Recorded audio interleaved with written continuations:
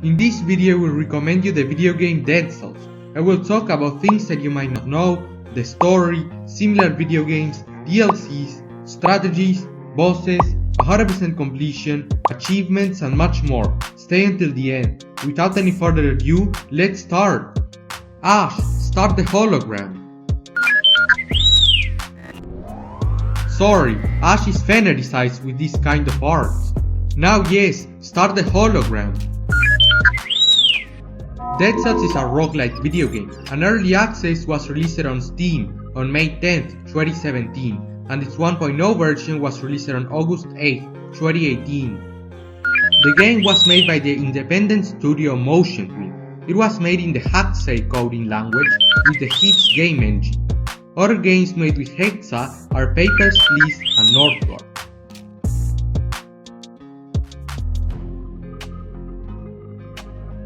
At first glance it might seem that the characters in Dead Cells were made with pixel art, but a curious fact is that they were actually made with 3D models and then converted to 2D without anti-aliasing, which gave them a pixel art look. Dead Cells is available for PC, Nintendo Switch, PlayStation 4, Xbox One, iOS and Android. To understand Dead Cells genre, we'll use this graphic. I'm going to put it in the roguelike section since it has permadeath, and also has randomly generated enemies, levels and loot. Dead Cells is a purely single player game, although it also has an online leaderboard in the daily challenges. There are only external purchases in Dead Cells, being the 4 DLCs, which are the Rise of the Giant DLC, which has the giant boss to the game plus the cavern biome, the Bad Seed DLC, which adds biomes like the Dilapidator or Borerum, Moras of the Vanished, and the Nest with the Mamatsik boss, the Fatal Falls DLC, which includes the Fractured Shrines and Undying Shores biomes, as well as the Mausoleum with its respective Scarecrow boss, and finally there is the Queen and the Sea DLC, which adds the Infested Shipwreck, Lighthouse and Crown biomes, and also the Servants and Queen bosses. In this other graphic we can see some similar games like Rogue Legacy 1 and 2, Hades, The Binding of Isaac, Enter the Gungeon, Curse of the Dead Gods, and Hollow Knight. Now we'll use this other graphic to see what types of players will enjoy it the most. I'll place Dead Cells in the Achievers section, since it doesn't have an online mode and therefore it cannot be placed in the Killers or Socializers categories. I also don't think it fits very well in the Explorers category, even though it has randomly generated environments which get relatively repetitive after a couple of runs. I think it has more content related to Achievers than to Explorers. As for the difficulty, I'll use this last graphic to determine how well balanced it is. I think it would go near the top left corner, because it's not boring but it's relatively difficult, especially if you play with a lot of bosses, which I will talk about later. The game also has permadeath, which makes it more difficult. Dead Cells is rated T14 for ages 13 and up.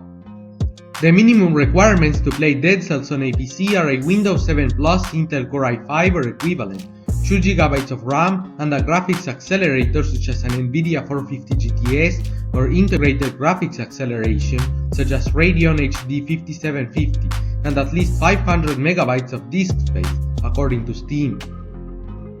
As for the story of Dead Cells, it's not really told in the game unless you start rebuilding its fragments through some NPCs and lore rules. But essentially, you are the Beheaded, and you are trapped in a prison located on an island. Most of its population was affected by the Malaise, which turned them into monsters. An unseen character named the Alchemist attempted to develop a cure, but failed. Talking about some of the mechanics of the game, one of the most important ones, which makes it a true roguelike, is permadeath.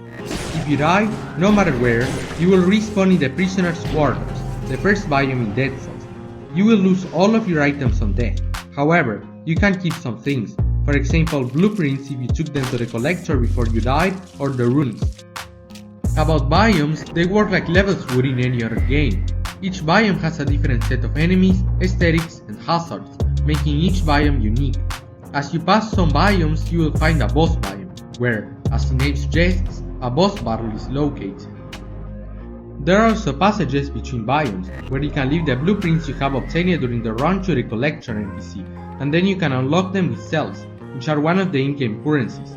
Also, here you can reforge your weapons, making them have better affixes.